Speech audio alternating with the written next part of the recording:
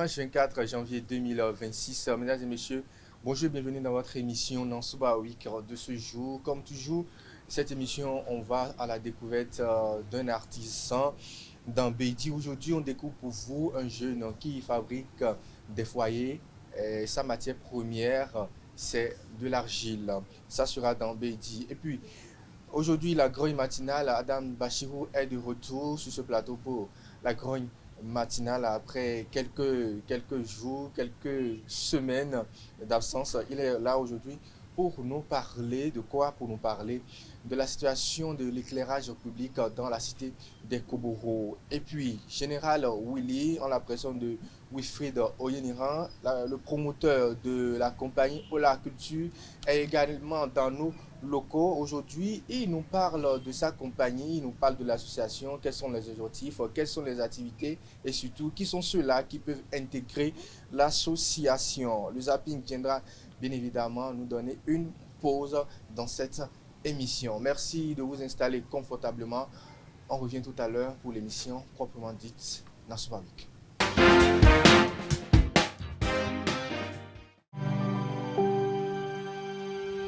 Tu viens d'avoir le bac ou tu veux te reconvertir dans un domaine d'avenir, faire le choix du numérique et rejoindre l'école supérieure d'administration, d'économie, de journalisme et des métiers de l'audiovisuel ESAE. De nouvelles filières sont disponibles dès cette rentrée: informatique et multimédia, informatique industrielle et maintenance, réseau informatique et télécommunications, système informatique et logiciel, sans oublier les filières initiales: administration générale, administration des finances, administration des affaires, sciences juridiques, sciences économiques, sciences de gestion, journalisme et métiers de l'audiovisuel. ESAE est disponible sur 4 sites: Cotonou-Badjourmendé, Cotonou-Akpakpa, Abomey-Calavi et Parakou. Pourquoi choisir l'ESAE? Des formations conçues pour le marché de l'emploi, des enseignants expérimentés et passionnés, des infrastructures modernes avec équipement de pointe, des opportunités de stage et d'emploi garanties. Les inscriptions sont en cours et les places sont limitées. Ne rate pas ta chance, donne vie à tes ambitions avec l'ESAE. Contacte-nous vite par appel ou par WhatsApp au 01 98 98 14 00 ou via email scolarité@esae.bj et visite notre site web www.esae.bj. Ton futur commence maintenant avec l'ESAE. Tu investis dans un avenir professionnel, concret et sécurisé. ESAE, l'excellence à un nom. Alors de nouveau bonjour mesdames et messieurs. Nansouba Week, on commence cette émission comme annoncé dans le sommaire. On va à la découverte de la fabrication de foyers traditionnels ici même à Parakou par un jeune passionné de ce travail-là. Il est artisan ici même à Parakou, il réside à Titiro. Je vous amène dans son univers avec Sylvie Dedéou et Mouitine Nawani.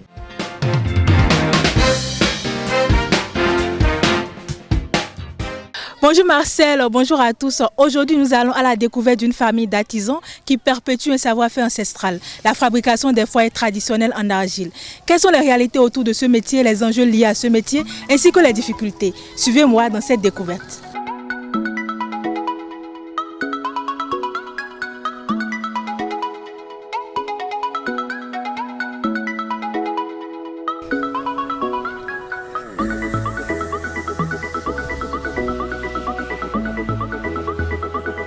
Bonsoir monsieur. Oui, allô, bonsoir. Présentez-vous s'il vous plaît. Je réponds au nom de monsieur Issifou Suleiman. Vous travaillez dans quel domaine? Oui, bon, je suis un artisan et je fabrique les foyers améliorés, les foyers produits à base de l'argile. Et c'est des foyers vraiment très très économiques. D'accord, dites-moi un peu, vous êtes dans ce domaine-là depuis combien d'années? Je suis dans le domaine, ça fait environ 10 ans comme ça. Wow, 10 ans c'est beaucoup. Aujourd'hui par exemple nous sommes venus pour en tout cas découvrir ce que vous faites, la fabrication des foyers traditionnels. Alors est-ce que vous pouvez nous montrer un peu le processus de fabrication du début jusqu'à la fin? Oui, si pour vous montrer la processus, comment est-ce que je commence, comment est-ce que ça se passe et autres, pour ça il n'y a pas de problème. D'abord, pour commencer, il faut d'abord aller chercher de l'argile. Il faut aller chercher de l'argile. Et là où nous allons chercher ça, c'est un peu loin de chez nous. mais on se débrouille comme un peu. Heureusement, vous êtes venus et je dirais que ça tombe juste parce que nous avons déjà la matière afin qu'on puisse commencer la production. Comment est-ce que ça se passe quoi? Bon là, tout de suite, je vais commencer. Tout commence par la pose de la base, véritable fondement sur lequel le foyer prendra forme. C'est comme la base, je dirais. Base comme fondation. C'est comme ça. On pose ça là d'abord comme ça. En fait, c'est de l'argile seul. Il n'y a rien à l'intérieur. C'est de l'argile seul qui est là.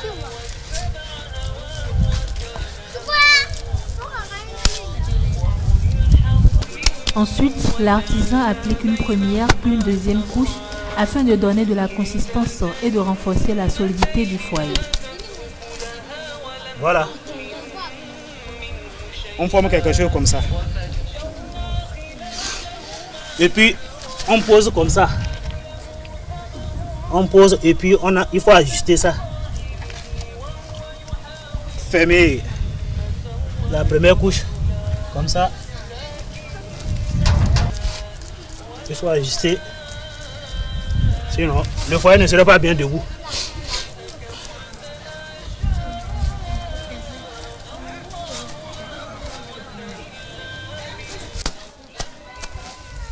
Vous verrez que nous avons même parfois du mal à prendre de l'argile parce que c'est vraiment dur.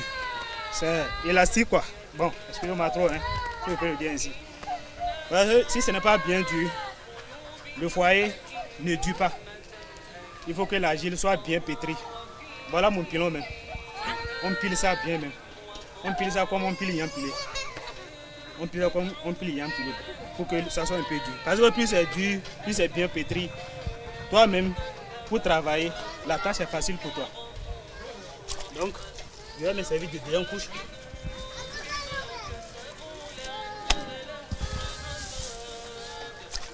Il faut toujours pas oublier d'augmenter un peu plus de lèvres quoi.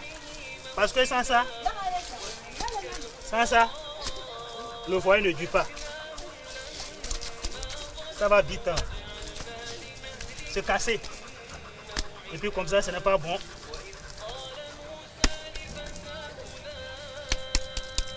Voilà. Pour la deuxième couche, c'est la même forme que j'avais formée pour la base que je refais.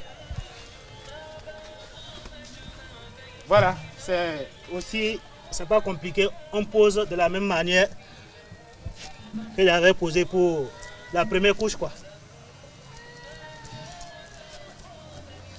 Comme ça, on ne pose pas simplement et on quitte, non. Si tu poses, tu dois toujours ajuster.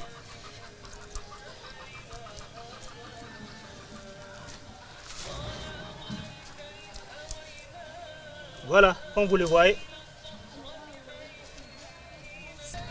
Vient alors l'étape de lissage, un travail minutieux qui assure non seulement l'esthétique mais aussi la régularité de l'ouvrage. Des barres de fer sont ensuite insérées. Elles permettront de maintenir correctement le charbon lors de l'utilisation. Comme ça. On introduit comme ça.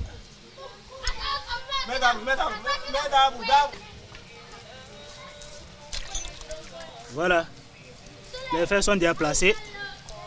L'artisan aménage l'entrée d'air indispensable à la combustion avant de recouvrir le foyer d'une peinture rouge qui lui sert de protection et de finition. Enfin, il ne reste plus qu'à laisser le soleil sécher et durcir l'ensemble.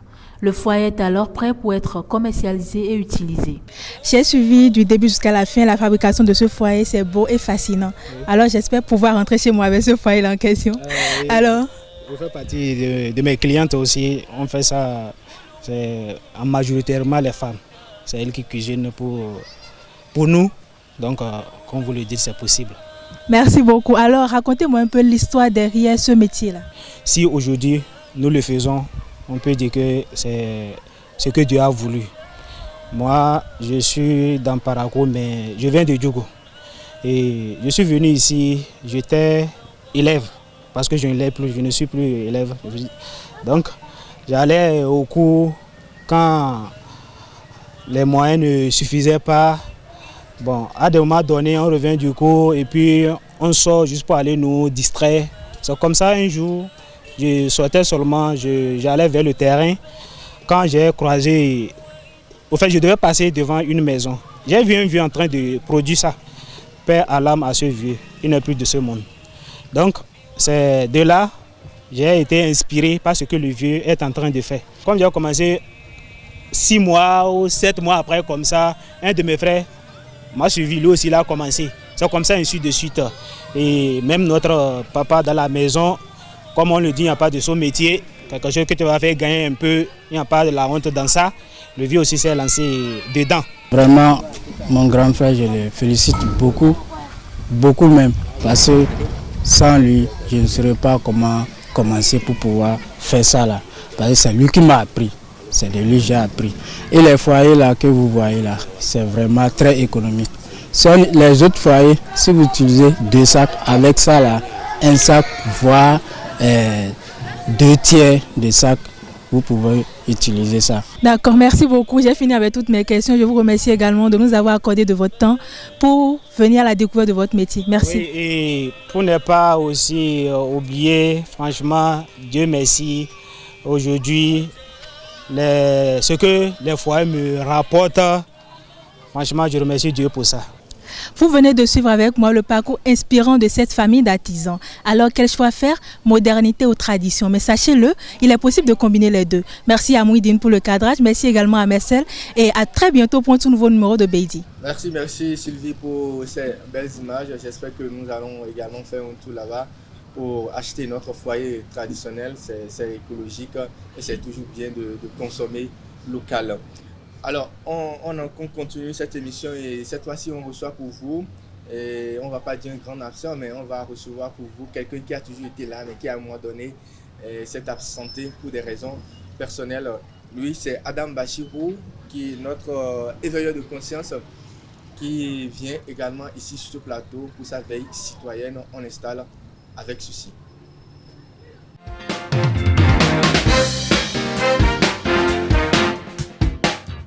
Comme annoncé, Adam Bachirou est déjà dans nos locaux. Il est sur ce plateau de Nassoba Week. Bonjour Adam Bachirou. Oui, bonjour chers amis, bonjour aux amis à l'écoute de Zaï TV. Voilà, en janvier, je pense que c'est pour la première fois qu'on se retrouve pour cette veille citoyenne. Aujourd'hui, vous venez, qu'est-ce que vous avez à dire quand même à nos téléspectateurs pour quand même cette absence? Bon, effectivement, c'est la première émission en janvier 2026. C'était dû à une obligation constitutionnelle. Vous savez, la HAC, avec son règlement, avait exigé, demandé à ce que les professionnels des médias puissent arrêter avec certaines émissions assez sensibles qui pouvaient créer quand même des quiproquos dans le pays. Donc, il fallait quand même que nous nous mettons un peu à l'écart pour ne pas que certains partis pensent que nous les visons volontairement. Donc, il fallait laisser passer cette étape des élections législatives et communales, municipales, pour que, bon, après ces élections, nous puissions revenir et reprendre avec la veille citoyenne, monsieur. Alors, nous y sommes, les élections municipales et législatives sont passées, et aujourd'hui, vous êtes là pour cette veille citoyenne dans notre rubrique Grogne matinale. Vous nous parlez principalement aujourd'hui de la situation de l'éclairage public dans la cité des Poupourou. Alors, dites-nous tout. Oui, effectivement, je suis de retour. Je crois que ce matin, pour cette première émission, permettez-moi quand même de présenter mes vœux les meilleurs à tous les internautes câblés sur Zaï TV pour mes vœux les meilleurs pour une année prospère de santé et surtout de la paix du cœur. La paix du cœur, je mets tout simplement, quand on a le minimum, on a la santé, je vois que le reste, ça peut venir. Et j'espère que 2026 sera à la hauteur des ambitions de chacun de nous pour que vraiment nous puissions avancer sereinement vers la prospérité partagée. Voilà, moi je vais dire Amen à leur place. Amen. Amen, donc on reçoit vos vœux. Alors, la grogne matinale, Adam Bachirou, vous avez le micro. Bon, je crois qu'à cette première émission, permettez-moi de parler de l'éclairage, du dossier assez sensible de l'éclairage public à Paracouf, qui reste vraiment un dossier assez sensible et de préoccupation communale et nationale. Il va falloir que nous trouvions une solution. En effet, il n'est un secret pour personne que la cité de Koboro, une fois la nuit tombée, est plongée dans le noir à certains endroits donnés, surtout sur des voies assez sensibles de la ville de Parakou. Pour citer la voie inter-État 1, passant derrière le rond-point du rond-point Hubert Maga, Mathieu Kérékou, le marché de Pau, Carrefour Alouda, pour la sortie nord de Parakou. L'obscurité qui dit sa loi, autant sur les voies inter-État, comme la voie quittant Mathieu Kérékou pour Djougou. Depuis la construction de cette voie, ces lampadaires publics n'ont jamais été fonctionnels. Qu'est-ce qui peut expliquer cela? Quand on sait que l'obscurité et la sécurité ne font pas bon ménage, il va falloir que vraiment nous puissions trouver une solution. Aujourd'hui, avec ce qui se passe à Parakou, ne parlons pas de la voie, disons, des voies secondaires de la ville de Parakou, qui sont plongées dans le noir une fois la nuit tombée. Ça nous fait vraiment mal, très mal à Parakou. Pour citer quelques voies comme la voie derrière le lycée Mathieu Bouquet de Parakou, la voie du marché Zongo dans le 3e arrondissement de Parakou, ne parlons pas des quartiers périphériques où une fois la nuit tombée, c'est le noir qui vous accueille. Et là, les délinquants puissent vraiment faire ce qu'ils veulent, comme ils le veulent. Il va falloir que nous trouvions une solution. Chers internautes à l'écoute, quand on sait que l'énergie électrique, mieux l'éclairage public, est pour le développement de nos villes, notre pays, ce que le sang est pour le corps humain ou animal, nous insistons, l'insécurité et l'obscurité, on doit pouvoir trouver une solution pour que vraiment finisse l'insécurité pour les populations. Nos autorités, pour redonner la joie aux usagers de Parakou, doivent prendre leurs responsabilités. Parakou ne mérite pas cette image de ville plongée dans le noir dans certains endroits.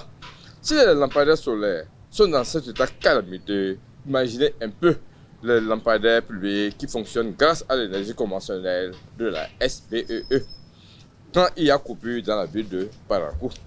C'est une ville de Parakou plongée dans le noir, osons le dire. Tout le contraire de Cotonou. Capitale économique, d'accord, mais vraiment où l'éclairage public est à la hauteur du goût, du chic et de la beauté des belles infrastructures routières, comme les aime le président Patrice Athanas Guillaume Talon. Mais pourquoi pas à Parakou? Nous profitons de l'occasion pour saluer la qualité des lampadaires solaires qui jalonnent nos belles voies asphaltées, Made in Patrice Talon, en attendant bien sûr la fin de la seconde phase du projet à Parakou, qui verra les mêmes panneaux jalonner nos voies. D'où nous insistons et persistons. Le projet de transport urbain de Parakou, qui a vu des lampadaires solaires jalonner ces voies, sont une honte aujourd'hui. Il va falloir qu'on trouve une solution. D'où nous interpellons, bien sûr, la mairie de Parakou.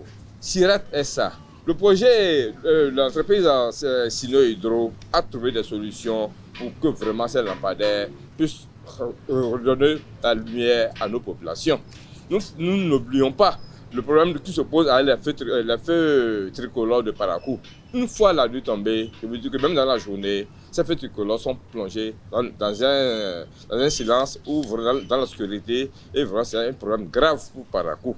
Il va falloir que, alors que ces panneaux solaires devaient aider les feux tricolores à, disons, comment dire,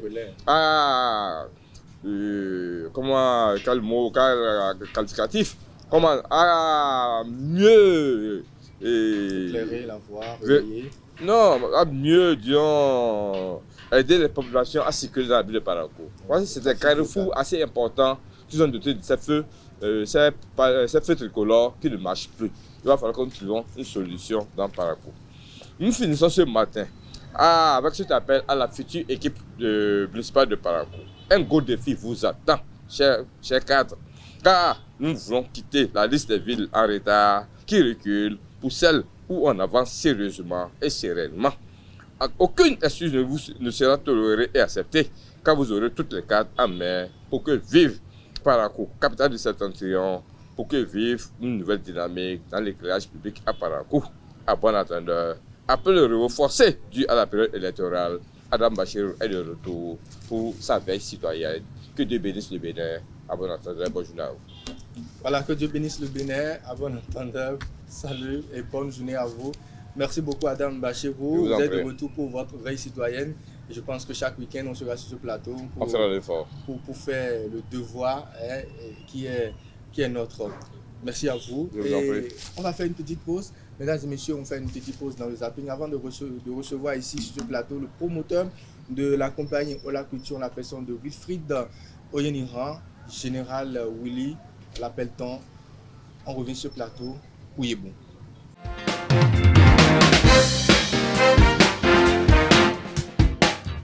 Bonjour champion. Bonsoir madame. Comment tu vas? Je me vais bien. Tu fais quelle classe? La 6e. Tu as quel âge? J'ai 12 ans. J'ai 12 ans. 10 ans, il faut bien parler, non? Tu es une femme, pourquoi tu parles comme une fille? J'ai 12 ans. Quel est le nom du préfet du Borgou? Le nom du préfet du Borgou s'appelle... Le préfet du Borgou s'appelle... Il s'appelle? Inoussa Zimé. Inoussa Zimé. Et qui est le maire de la commune de Parakou? Inoussa Zimé. Il est encore le préfet, c'est ça? Oh. Alors, quel est ton rêve d'avenir? Quand tu vas grandir, tu veux devenir quoi? Menuisier. Menuisier, pourquoi tu vas à l'école? Ah, vous croyez, si tu vas à l'école, des fois, tu vas doubler. Donc si tu doubles là, c'est que tu vas apprendre menuisier, c'est ça? Oui. Donc toi, tu es en train de doubler là? Non, je vais charger des madriers. C'est ça qui te plaît? Oui. Merci. Bonjour championne. Oui, bonjour, c'est vous. Comment vous allez? Je vais très bien. Alors, tu fais quelle classe? 6e, même 12. Et tu as quel âge? 15 ans. Quand la lampe est sur une tampion, c'est lorsque la lampe est en danger ou la lampe est grillée.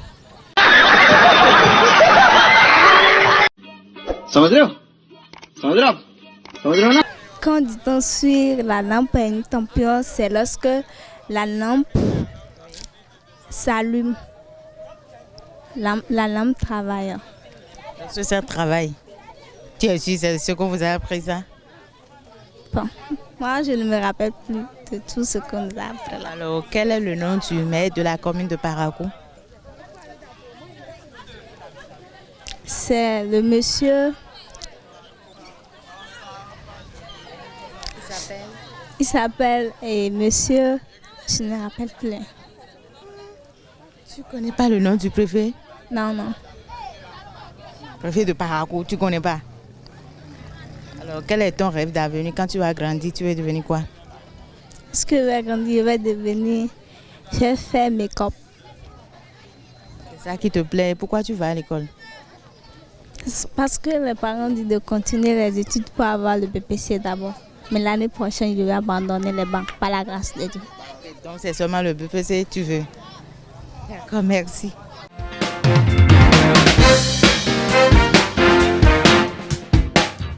Nous voici dans la dernière ligne droite de notre émission avec la rubrique Yebou et on reçoit pour vous, comme annoncé, Général Willy, Wilfried Oyeniran, promoteur de la compagnie Ola Culture. Il est dans nos locaux pour nous parler un peu de la compagnie, des activités, des objectifs et surtout les difficultés de cette compagnie. Alors, Wilfried Oyeniran, bonjour. Bonjour, comment vous allez? Je vais très bien. Vous allez faire l'effort de parler un peu plus fort dans le micro. Et c'est votre caméra qui est en face de vous. Quelquefois, on va se regarder. Ça peut aller? Ça peut aller. Alors, vous êtes le promoteur de la compagnie Ola Culture. D'abord, on vous appelle Général Willy. Pourquoi? Bon, merci beaucoup. Merci à Esaïe TV quand même pour la lumière que vous mettez sur les artistes et tout. Moi, Général Willy, je pense que c'est mon nom d'artiste, voilà, de comédien, je le dirais. Et c'est né quand même de cette volonté-là de satisfaire mon public et tout. Et je pense qu'il y a très longtemps, Voilà, j'étais avec le président Django, on a organisé des défilés et tout. Et puisque je suis le premier responsable concernant l'armée et tout, donc c'est moi qui coiffe tout l'armée. Ok. Et voilà. Vous êtes dans le gouvernement du... Voilà, du président Django. Donc en tant général. que responsable, donc Okay. je coiffe tout ce qui est activité et tout. Donc voilà, je suis le premier responsable des militaires, de l'armée et tout ça.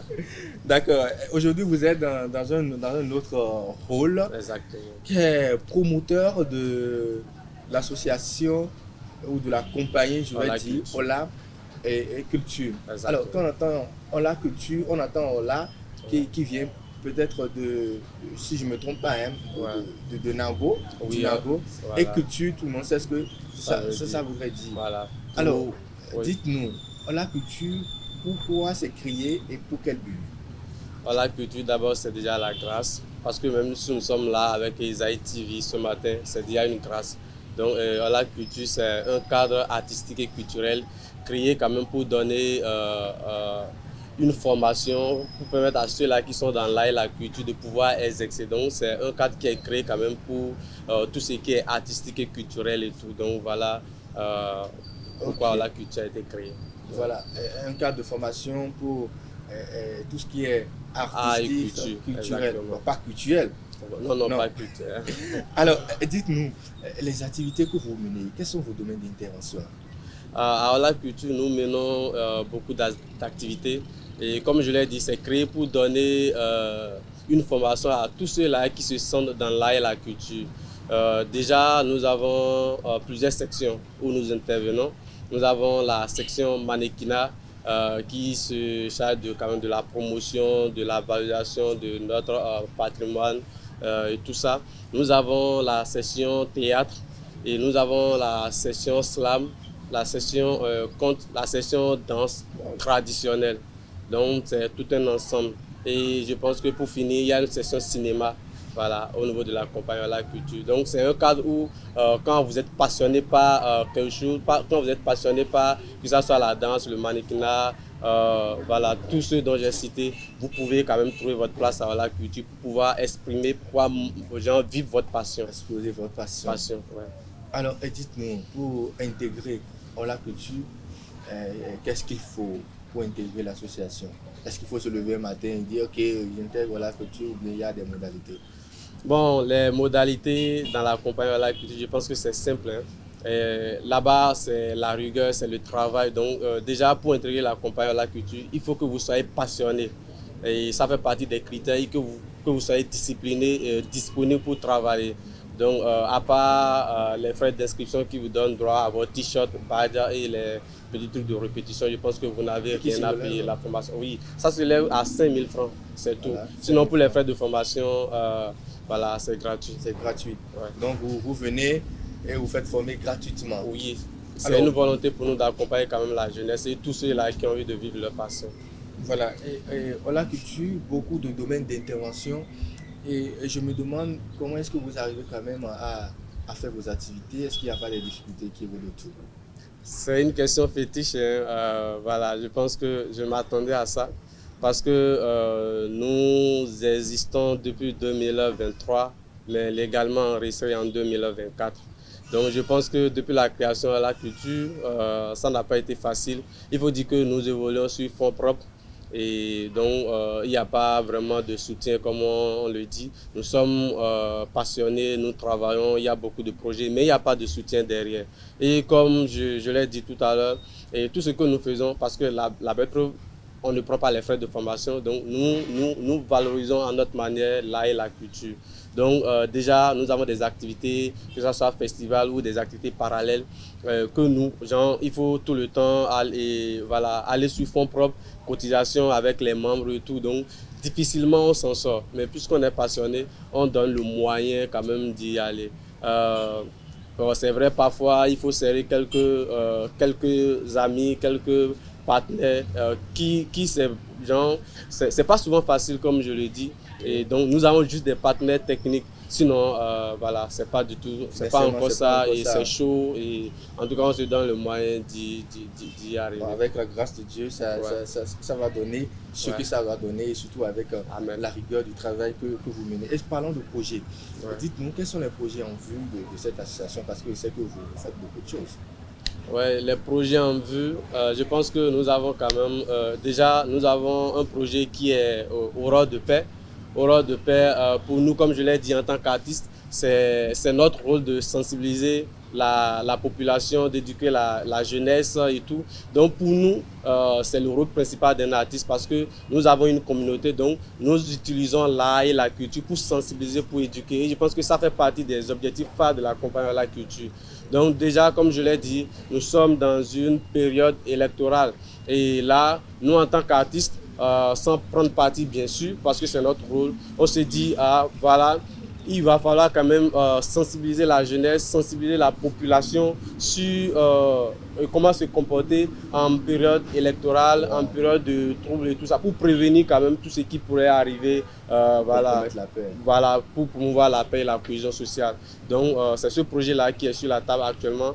Et je pense qu'on a déjà créé le spectacle, on l'a déjà joué une fois à Nati, on a joué une fois à Cotonou. Donc nous avons besoin de moyens pour pouvoir faire passer ce spectacle-là, en tout cas dans toutes les communes du Bénin, selon les moyens, selon les ressources disponibles, pour pouvoir sensibiliser, montrer quand même en tant que citoyen qu'est-ce qu'on a à faire face à telle ou telle situation en période électorale pour quand même pouvoir promouvoir la paix et la cohésion sociale. Parce que quoi qu'on dise, c'est notre pays, donc il ne faut pas faire recours à la violence pour pouvoir régler tout ce qu'on a. Il faut passer par des moyens pacifiques. Donc je pense que c'est ce message-là que nous véhiculons à travers Aurore de paix, qui est une création et qui est là actuellement pour...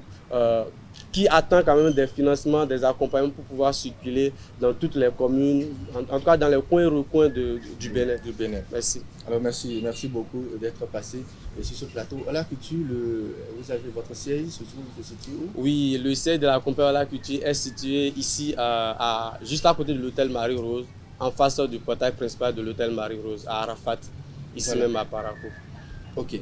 Alors vous allez faire l'effort de regarder cette caméra et de lancer un appel aux partenaires. Un dernier mot. Comme je l'ai dit à l'entame, je dis d'abord merci à Esaïe TV parce que c'est une lumière que vous mettez sur nous pour pouvoir quand même exprimer nos besoins. Et déjà aux potentiels partenaires, c'est de venir en aide pour la compagnie de la culture. Parce que comme je l'ai dit, notre siège ici c'est Arafat, mais nous travaillons au niveau du marché Tchakitiban. Vous voyez tous ceux que je viens de citer là, c'est carrément un nombre pléthorique d'artistes, mais d'abord déjà nous manquons des lieux de répétition, un cadre quand même approprié pour le travail déjà, vous voyez un peu. Donc s'il y a des bonnes personnes qui pourraient quand même nous accompagner pour la réalisation de nos projets, nous accompagner quand même pour pouvoir atteindre nos objectifs, ça nous fera beaucoup plaisir, que ce soit ONG, institutions privées, publiques, personnes de bonne volonté, voilà, et institutions étatiques. En tout cas, tous ceux-là qui ont la bonne volonté d'accompagner l'art et la culture, parce que pour moi, c'est quand même un outil de sensibilisation. Et voilà, de nous accompagner, de venir en aide pour que nous, on puisse atteindre nos objectifs de sensibilisation et de communication en ce qui concerne la paix et la cohésion sociale et tout ce que nous faisons comme art et culture dans le domaine culturel. Ouais. Un numéro? Le numéro à contacter, c'est le 01 97 61 23 30 ou le 69 25 25 62. 97 61 23 30 ou le 01 69 25 25 62. Merci Général Willy. Merci à vous. Pour être passé sur notre émission. Une dernière question qui n'a rien à voir avec la culture. Ouais. Dites-moi, vous connaissez Aisho Speed? Aisho Speed. Oui, je le connais très bien. Vous avez vu dernièrement, il était au Bénin. Il était au Bénin. Il était même aux côtés de votre du président. Et comme je l'ai dit, je suis le général après tout, donc c'est moi qui ai tout coordonné. Donc il y a quand même beaucoup de surprises que je compte quand même garder. Mais je pense quand même que ça soit demain ou après-demain, il y aura une grosse surprise à Parakou. Une grosse surprise à Parakou. Oui, je garde le suspense. De suspense. Ouais. Dites-nous, quelle est votre appréciation de la venue de cet influenceur méga star au Bénin? Et je pense que pour moi, c'est quand même avec beaucoup de joie, hein, beaucoup de plaisir parce que il n'est pas allé dans tous les pays, donc à ce que je sache, et il a choisi le Bénin parmi ces pays-là à visiter. Et déjà, avec les images, les retours que nous avons de Cotonou, on peut être fier de notre pays, on peut être fier quand même du travail que le gouvernement fait. Vous voyez, parce qu'il est passé partout. Et déjà au Bénin, on a mis à sa disposition les locaux avec beaucoup d'accueil, de visites et tout ça. Je pense que c'est très bien organisé. Et je dis merci à tous ceux-là qui ont mis la main dans la pâte pour que ça soit vraiment une réussite. Parce qu'au-delà de tout, c'est l'image du pays qui est vue à l'étranger et tout. Donc je pense que le Bénin fera partie des meilleurs pays où il a quand même reçu beaucoup d'accueil. Merci beaucoup. Général Willy, est-ce que vous êtes en train de nous dire que Aïcho Speed sera à Parakou? Je garde quand même le suspense, mais je pense que demain, dimanche ou lundi, on aura quand même une bonne nouvelle à Parakou. Parce que tout le temps, les choses restent toujours à Cotonou, comme on a l'habitude de le dire. Et il faut dire quand même qu'on ne peut pas tout faire à la fois. Donc, un peu, on aura ce qu'on veut. Mais je pense quand même que l'État fait déjà quand même beaucoup de choses dans ce sens-là. On demande quand même qu'on fasse plus pour que voilà, ça soit bien vu. Et je pense que c'est ce qui va se passer déjà ici demain ou le lundi. Donc, je ne sais pas exactement, mais je pense que il sera là, il va parcourir le Bénin et Parakou sera à l'honneur. Merci beaucoup. Merci à vous. Merci beaucoup, chers amis internautes. On espère vivement cette surprise-là que nous annonce le général Willy sur ce plateau. Et nous, on va s'arrêter là pour notre émission de Nansouba Week. On revient le week-end prochain pour un nouveau numéro de votre émission. D'ici là, portez-vous bien.